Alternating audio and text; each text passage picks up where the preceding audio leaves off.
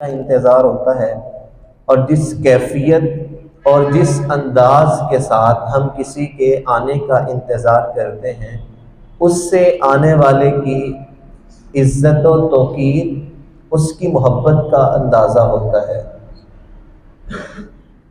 یقیناً ایک مقررہ اور معین وقت پر ماہ رمضان میں آ جانا ہے، لیکن اس کے باوجود اہل ایمان اس کا انتظار کیوں کرتے ہیں؟ بالکل اسی طرح جس طرح کسی شخص نے باہر کے ملک سے اپنے گھر آنا ہو تو وہ بتا دے کہ 1 ماہ بعد 2 ماہ بعد میں آنے والا ہوں، اگرچہ اس نے مقررہ وقت پر گھر آنا ہی ہے، لیکن اس کے باوجود اس کو ملنے والے اس کے گھر والے دنوں قبل ہی اس کے لیے اپنی پلکیں بچھا کر اس کا انتظار کر رہے ہوتے ہیں کہ ہمارے فلاں عزیز آنے والے ہیں۔ اور اس کی بھی مختلف قسمیں ہوتی ہیں۔ بعض لوگ ہمیں بتا بھی دیتے ہیں کہ ہم فلاں تاریخ کو اتنے بج کر اتنے منٹ پر آپ کے گھر کے پاس ہوں گے، تو پھر بھی ہمیں کوئی پرواہ نہیں ہوتی، ہم سوئے ہوتے ہیں اور وہ دروازے پہ دستک دیتا ہے تو ہم اٹھ کر جاتے ہیں کہ جس نے آنا تھا وہ آ گیا ہے۔ اور کئی بتاتے بھی نہیں لیکن پھر بھی ان کا انتظار ہوتا ہے، تو اس سے ان کی اہمیت کا اندازہ ہوتا ہے۔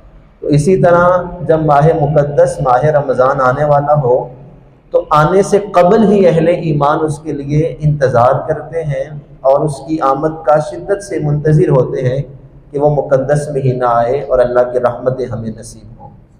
آقا کریم علیہ الصلاۃ والسلام نے ارشاد فرمایا، اگر میری امت کو یہ پتہ چل جائے کہ اللہ نے رمضان کے مہینے میں کتنی برکتیں رکھی ہیں تو امت یہ خواہش کرے کہ سارا سال ہی رمضان ہو، اتنا برکتوں والا یہ مہینہ ہے۔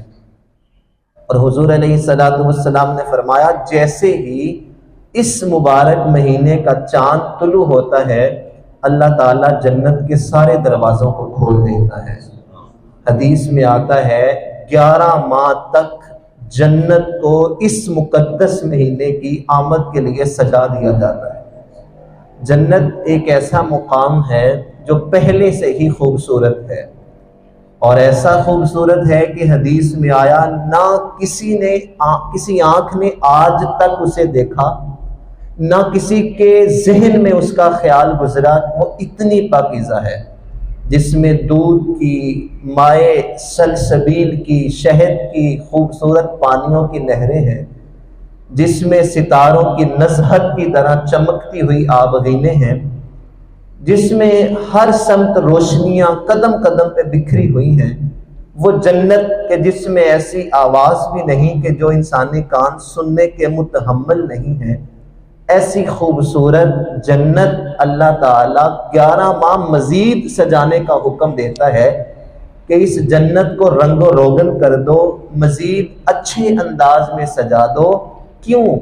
مقدس مہینہ ماہ رمضان آنے والا ہے، اور جیسے ہی 11 ماہ مکمل ہوتے ہیں تو اللہ حکم صادر کرتا ہے، اب اس سجی ہوئی جنت کے دروازوں کو کھول دو، میرے محمد کی امت کے لیے رحمتیں انتظار فرما رہی ہیں۔ تو یہ اس مقدس مہینے کا استقبال اللہ یوں فرماتا ہے کہ جنت کو آراستہ کیا جاتا ہے، ایک ایک گھڑی رحمتوں والی ہے۔ یہ چند دن بعد یہ ہمایوں لمحے ہم اپنی آنکھوں سے دیکھیں گے تو دل کا قرار، باطن کا سکون نصیب ہوتا ہے۔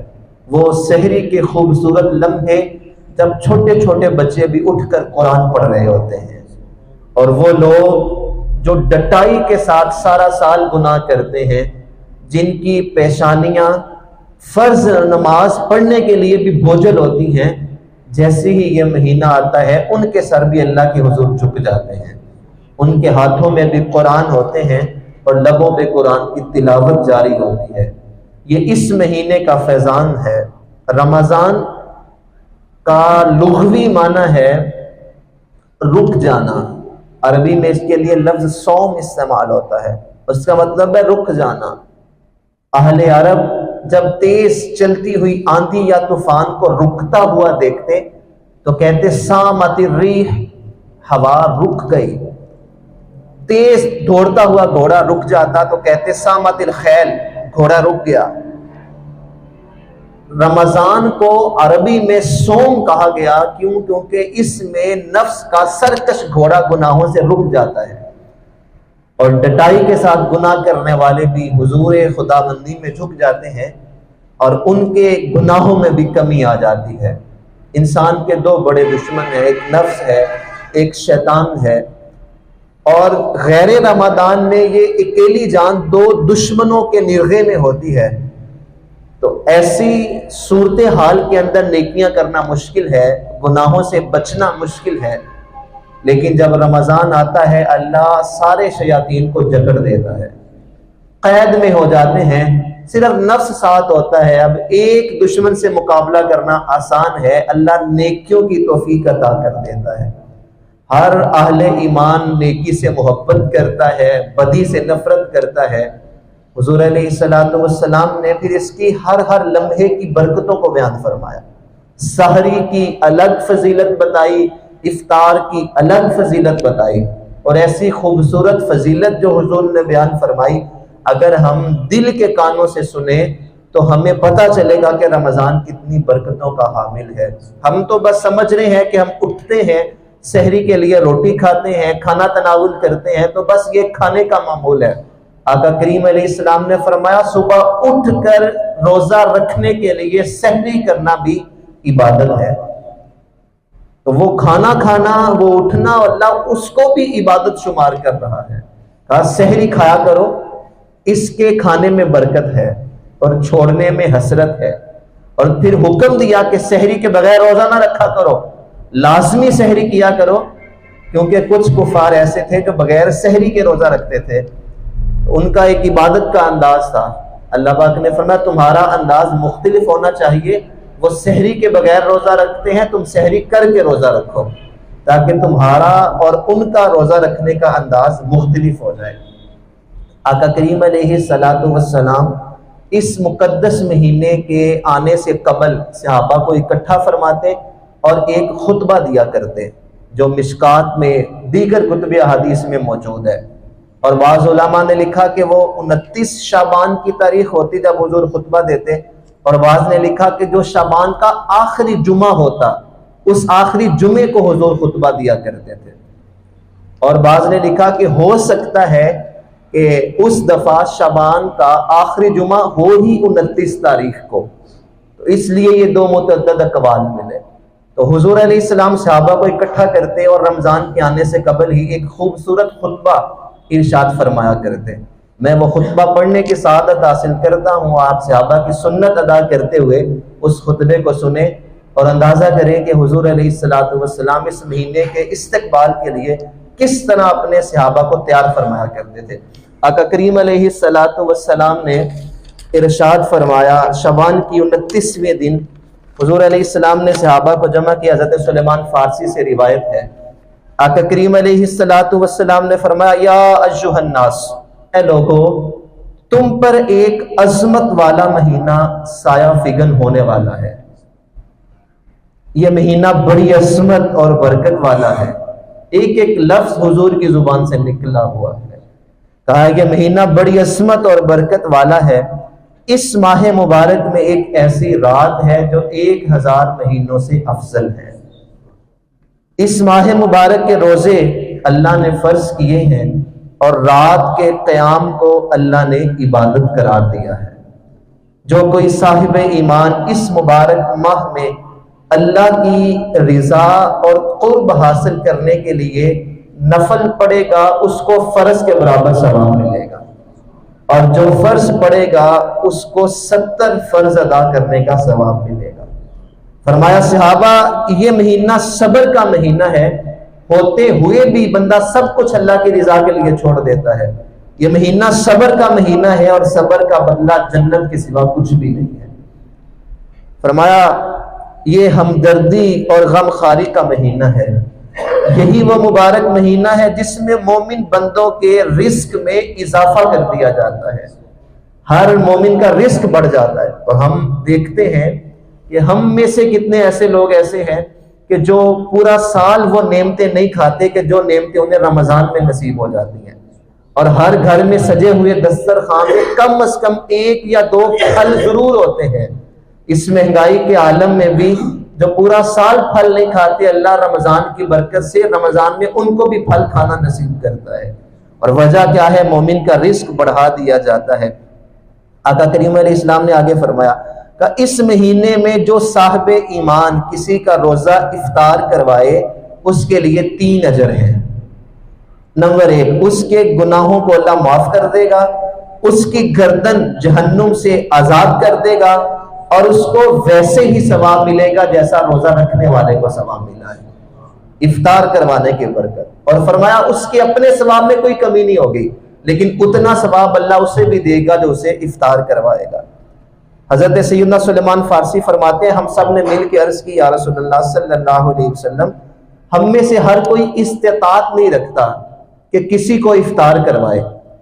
آقا کریم علیہ السلام نے فرمایا صحابہ یہ فضیلت اللہ اسے بھی دے گا جو کسی کو 1 گھونٹ پانی یا 1 کھجور سے روزہ افطار کروائے، اللہ یہ برکتیں اسے بھی عطا فرمائے گا۔ اور پھر آگے مزید فرمایا ہاں جس نے کسی روزہ دار کو پیٹ بھر کر کھانا کھلایا، اللہ قیامت کے دن اسے میرے ہاتھوں سے حوض کوثر نصیب فرمائے گا، اور جب وہ حوض کوثر پی لے گا اللہ اسے ایسا سیراب فرمائے گا کہ اسے قیامت میں کبھی بھی پیاس نہیں لگے گی، یہاں تک کہ وہ عزت کے ساتھ جنت میں داخل کر دیا جائے گا۔ اس کے بعد حضور علیہ السلام نے فرمایا صحابہ یہ وہ مبارک مہینہ ہے کہ جس کے اول میں رحمت ہے، جس کے درمیانی حصے میں مغفرت ہے، اور آخری حصے میں آگ سے آزادی ہے۔ اور جو صاحب ایمان اس مہینے میں اپنے خادم یا اپنے ملازم پر مزدوری میں تخفیف کرے، کمی کرے، اللہ تعالیٰ اس کے لیے جہنم سے آزادی کا پروانہ لکھ دیتا ہے۔ تو یہ مبارک خطبہ حضور علیہ السلام نے صحابہ کو ارشاد فرمایا تاکہ صحابہ آنے والے مقدس مہینے کی عظمتوں اور برکتوں کے لیے تیار ہو جائیں۔ تو اتنی فضیلتیں اور برکتیں لے کے آنے والا یہ مہینہ اگر ہم اس کو بھی غفلت میں گزار دیں گے پھر ہم سے بڑا بد نصیب کون ہو سکتا ہے؟ دیکھیں ہماری زندگی میں کئی رمضان آئے اور چلے گئے، ہم سب یہاں بیٹھنے والے کسی کی زندگی میں 25 26، کسی کی زندگی میں 30، کوئی اس سے بھی زیادہ رمضان گزار چکا ہے۔ لیکن اگر ہر سال کی طرح ہم اس رمضان کو بھی غفلت میں گزار دیں گے تو پھر جہاں ہم آج کھڑے ہیں یکم شوال کو بھی ہم وہیں کھڑے ہوں گے۔ اس دفعہ نیتیں کریں، کوشش کریں کہ یہ آنے والا جو رمضان ہے یہ ہماری زندگی کا سب سے بہترین رمضان ہونا چاہیے۔ خود کو تیار کریں اس کے لیے، اپنے شیڈول مرتب کریں، اپنے جاگنے کے، سونے کے، کام کے باقاعدہ اوقات بنائیں کہ ان لمحوں میں ان گھڑیوں میں ہم نے آرام کرنا ہے اور اس وقت میں ہم نے کام کرنا ہے، اور یہ والا وقت ہم نے بچا کے قرآن کی تلاوت کرنی ہے، ذکر کرنا ہے، استغفار کرنا ہے اور اللہ تعالیٰ کے بندوں کی مدد کرنی ہے۔ کچھ ایسے کام ہیں جو ہم اپنے شیڈول میں شامل کریں کہ ہم نے لازمی کرنے ہیں۔ سب سے پہلی بات تو نیت کریں کہ انشاءاللہ اللہ تعالیٰ ہمیں صحت دے، توفیق دے تو رمضان کے سارے روزے رکھیں گے۔ یہ روزے فرض ہیں، اس کو چھوڑ نہیں سکتے۔ حضور علیہ السلام نے فرمایا جس نے جان بوجھ کر رمضان کا ایک فرض روزہ چھوڑا اگر وہ ساری زندگی بھی روزے رکھتا رہے تو اس کا کفارہ نہیں ہو سکتا، اس نے جان بوجھ کے چھوڑ دیا۔ تو کوشش کریں کہ انشاءاللہ پورے رمضان کے روزے ضرور رکھیں، اور روزہ رکھنے کے بعد 5 وقت کی نماز اہتمام کے ساتھ پڑھیں، لذت، سرور، اطمینان اور سکون کے ساتھ پڑھیں، اہتمام کریں، نماز کو تسلی کے ساتھ پڑھیں تاکہ ہمیں نماز کی برکتیں نصیب ہوں۔ اور صرف نماز ہی نہیں، جہاں آپ نے سحری کے لیے اٹھنا ہی ہے وہاں آپ 10 منٹ پہلے اٹھ جائیں اور تہجد کی نماز بھی ادا کریں۔ نیت کریں انشاءاللہ رمضان میں تہجد بھی پڑھیں گے۔ 5-10 منٹ پہلے اٹھنے سے کوئی فرق نہیں پڑے گا، وضو کر کے مصلی بچھائیں، 2 رکعت نفل پڑھیں، اللہ کی بارگاہ میں دعا کریں، پھر سحری کریں تو اللہ تہجد کی برکتیں بھی نصیب فرما دے گا۔ حضور علیہ السلام نے فرمایا جب بندہ مومن تہجد کے لیے اللہ کی بارگاہ میں کھڑا ہوتا ہے اللہ اپنی شان کے مطابق اس کی طرف دیکھ کر مسکرا رہا ہوتا ہے، اور جس کی طرف اللہ مسکرا دے، دیکھ کے اللہ اسے مسکرانا شروع کر دے، اللہ تعالیٰ پھر اسے کبھی عذاب نہیں دیتا۔ تو نیت کریں کہ انشاءاللہ تہجد کی ادائیگی لازمی اپنائیں گے۔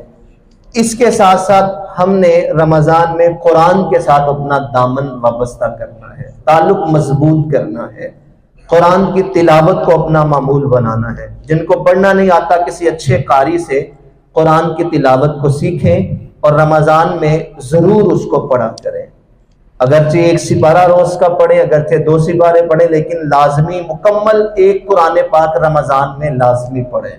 رمضان میں قرآن اللہ تعالیٰ اس کو پڑھنے کی بے شمار برکتیں ہیں۔ حضور علیہ السلام نے فرمایا رمضان اور قرآن یہ 2 ایسی چیزیں ہیں جو اللہ کے حضور میری امت کی شفاعت کریں گے، اور اللہ ان کی شفاعت کی وجہ سے میری امت کی بخشش فرما دے گا۔ تو اگر ہم چاہتے ہیں اللہ ہماری بخشش فرما دے تو ہمیں رمضان کے ساتھ ساتھ قرآن کے ساتھ اپنا تعلق مضبوط کرنا ہے۔ تو قرآن کی تلاوت کا معمول لازمی بنائیں تاکہ ہمیں رمضان کی برکتیں نصیب ہوں۔ اس کے ساتھ ساتھ فضول گفتگو سے، لغویات سے اپنے آپ کو اس سال بچا کے رکھنا ہے۔ آقا کریم علیہ السلام نے فرمایا کہ جس نے روزہ رکھنے کے باوجود فحش گفتگو نہ چھوڑی، اللہ کو کوئی پرواہ نہیں کہ وہ بھوکا رہے یا پیاسا رہے، اللہ کو اس کے بھوک اور پیاس سے کوئی غرض نہیں ہے۔ اگر روزہ رکھنے کے باوجود وہ فحش گفتگو نہیں چھوڑتا، بلکہ آقا کریم علیہ السلام نے فرمایا اگر روزہ دار کو کوئی تنگ بھی کرے، کوئی بات اس کے آگے غلط بھی کر دے، تو وہ اسے برداشت کرے اور کہہ دے کہ میں روزے دار ہوں، کہہ دے کہ میں روزے دار ہوں، اللہ تعالیٰ اسے جنت عطا فرمائے گا۔ جو کسی کی بات کو روزے کی حالت میں برداشت کرے، اور بات برداشت کون سی کرنی ہوتی ہے، صحیح یا غلط؟ غلط بات ہی برداشت کرنے والی ہوتی ہے، صحیح تو ہر کوئی برداشت کر لیتا ہے۔ تو باتوں کو برداشت کر کے لوگوں کو معاف کرنا سیکھیں۔ غیبت چگلی یہ نہیں کرنی۔ کچھ عورتیں حضور علیہ السلام کے پاس آئیں تو آقا کریم علیہ السلام نے فرمایا تم نے تو روزہ توڑ دیا۔ حیران ہو کے کہنے لگے ہم نے تو کچھ کھایا اور پیا ہی نہیں، ہم نے کیسے روزہ توڑ دیا؟ حضور نے فرمایا حلال کے ساتھ رکھا تھا اور حرام کے ساتھ توڑ دیا۔ کہا حضور وہ کیسے؟ کہا ابھی تم نے غیبت نہیں کی، حلال کھا کے رکھا تھا، مردہ بھائی کا گوشت کھا کے توڑ دیا۔ ایسی وعید سنائی گئی غیبت کرنے والوں کے بارے میں، اور ہم روزہ رکھنے کے باوجود روزے کی حالت میں دوسروں کی غیبت کرنا نہیں چھوڑتے۔ تو انشاءاللہ اس سال جو اللہ ہمیں رمضان نصیب کرے گا، ہم نے کوشش کرنی ہے کہ پورے رمضان میں ہم کسی ایک بندے کی بھی غیبت نہ کریں، نہ کسی ادارے کی غیبت کریں، نہ کسی سیاسی پارٹی کی غیبت کریں، نہ اپنے دوست نہ اپنے رشتہ دار کی غیبت کریں۔ دیکھیں یہ 2-3 ماہ پچھلے گزرے اور پورا سال ہی گزرا، ہم نے پورا سال بڑی سیاسی بحثیں کی، ہر ایک سیاسی شخصیت پہ ہم نے تبصرے کیے، تو پورا سال کافی نہیں تھا۔ تو رمضان بھی اس لیے ہے کہ ہم نے سیاست پہ تبصرے کرنے ہیں، تو خدا را اپنے مقدس مہینے رمضان کو کم از کم سیاست سے پاک رکھیں۔ ایسی گفتگو جو جھگڑے کا سبب ہو، ایسی گفتگو جس سے بندہ اخلاقیات سے گر جائے، وہ گفتگو رمضان میں نہیں کرنی، اور انشاءاللہ ہم کوشش کریں گے کہ اس دفعہ بچ کے رہیں گے۔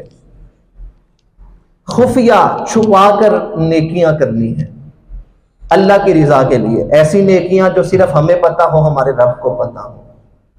آپ سب جانتے ہیں کہ ہم ایسے گھرانوں سے تعلق رکھتے ہیں کہ ہمیں کچھ نہ کچھ پیسے بچا کے ایک سائڈ پہ رکھنے پڑتے ہیں کہ مشکل وقت میں کام آ جائیں گے، اور ہر کوئی رکھتا ہے کہ ہاں بھی تھوڑے سے سائڈ پہ رکھ لو، کوئی اوکھا بھی لایا تو کام آ جائیں گے۔ حشر کے دن سے مشکل وقت نہیں ہے۔ جس طرح دنیا میں ہم پیسے بچا کے رکھتے ہیں کہ مشکل وقت میں کام آ جائیں گے، اسی طرح کچھ نیکیاں بھی سائڈ پہ رکھ لیں کہ قیامت کے دن کام آ جائیں گی۔ دنیا میں کسی کو نہیں پتا، کوئی مسئلہ نہیں، قیامت میں جب میں مشکل میں ہوں گا اللہ انہی نیکیوں کی وجہ سے مجھے بخش دے گا۔ تو کچھ نیکیاں خفیہ چھپا کے رکھنی۔ حضرت عمر بن عبدالعزیز رضی اللہ تعالیٰ عنہ روزانہ اپنے غلام کو، اپنے خادم کو، اپنے وزیر کو ایک رکہ دیا کرتے تھے جس میں دن بھر کے کام لکھے ہوتے تھے کہ آج یہ والے کام کرنے ہیں، کہ آج اتنے بجے آپ نے اس محکمے والوں کو بلانا ہے، اتنے بج کر اتنے منٹ پہ اس محکمے والوں کو بلانا ہے، اور اتنے بجے آپ نے ان لوگوں کو بلانا ہے، تاکہ سب کے ساتھ معاملہ طے کیے جائے۔ روزانہ ایک رکہ دیتے۔ ایک دن آپ نے رکہ دیا تو آپ کا وزیر اس رکے کو پڑھنے لگا، تو ہونا تو یہ چاہیے تھا کہ اس میں یہی معاملات لکھے ہوتے جو روزانہ لکھے ہوتے تھے۔ تو اس رکے میں لکھا ہوا تھا کہ کل درود کی جو تعداد میری مقرر تھی اس میں سے 2000 رہ گئے، وہ میں نے آج مکمل کرنے ہیں۔ دوسری لائن میں لکھا ہوا تھا آج فلاں وقت فلاں بیوہ کے گھر میں نے راشن لے کے آنا ہے. جیسے ہی وہ دوسری لائن پہ پہنچا تو آپ نے اسے روک دیا, کہا یہ تو میری ذاتی فہرست تمہارے پاس آ گئی ہے. تو وہ غلام حیران ہو کے کہتے ہیں حضرت یہ والے کام آپ نے ہمیں پہلے تو کبھی نہیں بتائے. کہا یہ میں نے تمہیں بتانے کے لیے نہیں, اپنے رب کے لیے رکھے ہوئے ہیں, اور کسی کو پتہ ہی نہیں ہوتا تھا کہ آپ یہ نیکیاں بھی کرتے ہیں.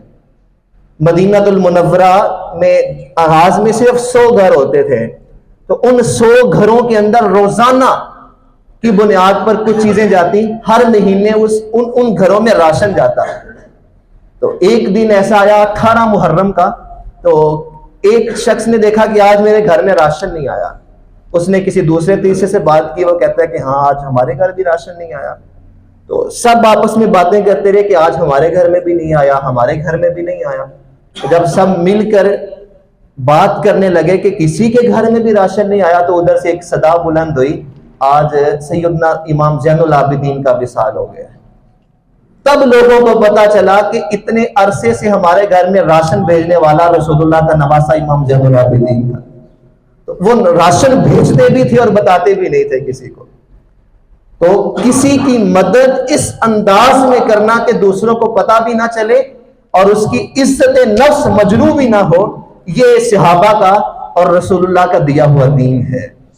تو جہاں ہم نے قرآن کی تلاوت کرنی ہے, ذکر فکر استغفار کرنا ہے, جہاں ہم نے روزوں کی کثرت کرنی ہے, سجدوں کی کثرت کرنی ہے, وہیں ہم نے ایک اور کام بھی کرنا ہے. انشاءاللہ اس رمضان میں کم از کم کسی ایک غریب گھر کے اندر راشن پہنچانا ہے. انشاءاللہ نیت کریں, کوشش کریں, اللہ سبب پیدا فرما دے گا. کوشش کریں گے انشاءاللہ, نیت کریں کہ انشاءاللہ لازمی ہم غریبوں کی مدد کریں گے. یہ نہیں کہ آپ لاکھوں میں دیں, ہزاروں میں دیں, جتنی اللہ نے آپ کو توفیق دی ہے آپ اپنے حصے کا اتنا کام کر دیں. بغداد کے اندر ایک شخص نے لکڑی کا کام کرتا تھا, بڑھئی تھا, بڑا خوبصورت مینا کاری کر کے اس نے ایک ممبر تعمیر کیا. سب لوگ دور دور سے اس ممبر کو دیکھنے آتے اور کہتے کہ آپ ہم سے اتنے دینار لے لیں, اس ممبر کو ہمیں فروخت کر دیں. اس کی جتنی قیمت تھی اس سے 100 گنا قیمت مختلف علاقے کے لوگوں نے دینا چاہی, لیکن اس نے کہا کہ میں نے یہ فروخت نہیں کرنا. اب سب نے پوچھا حضرت کیوں نہیں بیچنا؟ کہنے لگا یہ ممبر میں نے مسجد اقصی کے لیے بنا کے رکھا ہے. عیسائیوں اور یہودیوں کے قبضوں میں تھی اس وقت مسجد اقصی, کہا یہ میں نے مسجد اقصی کے لیے بنا کے رکھا ہے, ایک وقت آئے گا جب اللہ مسجد اقصی کو آزادی عطا فرمائے گا تو یہ ممبر وہاں پہ رکھا جائے گا. کہنے لگے ابھی تو آزاد ہی نہیں ہوئی. تو کہتا ہے میرا کام صرف لکڑی کا ممبر بنانا ہے, میں نے ممبر بنا دیا ہے, اللہ تعالیٰ کوئی ایسا جنگجو بھی پیدا کرے گا جو مسجد اقصی کو آزادی دلوائے گا, میرا بنا ہوا ممبر بھی وہاں پہ رکھ دیا جائے گا. تو ہم نے اپنے حصے کا کام کرنا ہے جو ہمارے ذمہ کرم پہ ہے. جتنی اللہ نے توفیق دی ہے اس کے مطابق آپ دوسروں کی مدد کریں. دیکھیں حالات بہت خراب ہیں. یہ سیاسی لوگ تو چند دن پہلے جنازوں میں بھی آتے تھے, اور اب جو ہے وہ خبر گیری نہیں کرتے. جب اللہ نے ان کو منصب دے دیا ہے تو انہیں کیا خبر کہ بھوک صرف الیکشن کے دنوں میں نہیں لگتی, الیکشن کے بعد بھی لوگوں کو بھوک لگتی ہے, لیکن ان کو تو پرواہ نہیں ہے. تو یہ کام ہم نے خود کرنا ہے, انہوں نے نہیں آنا. تو ہم جتنی ہمارے اندر حیثیت اور توفیق ہے اس کے مطابق ہم نے آگے بڑھ کے غریبوں کی مدد کرنی ہے, تاکہ ماہ رمضان کی تمام برکتیں انہیں بھی نصیب ہو جائیں. اور کوشش کریں اس دفعہ راشن رمضان سے پہلے دے دیں, تاکہ وہ پہلی سحری جو وہ کریں وہ ہمارے لنگر سے کریں, اس میں ہمارا بھی حصہ شامل ہو جائے.